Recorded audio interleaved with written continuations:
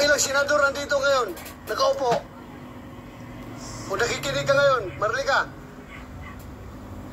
sino lang ang senador nandito ngayon, nag-hearing? Why? You ask yourself.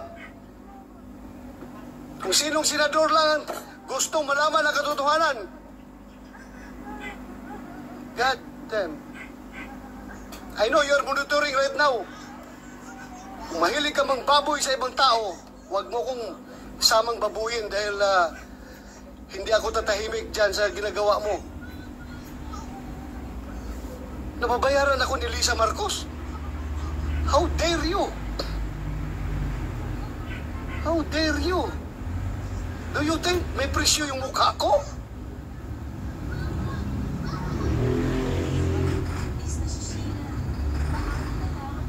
Ang hirap nitong social media ba?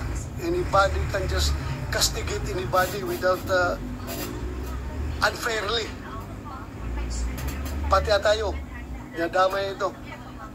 Kung gusto kong pagtakpan si Presidente Marcos, dapat hindi na ako nag-hearing dito, Marlica. Ha? Hindi na ako nag-hearing dito. Kung gusto mong nabayaran ako ni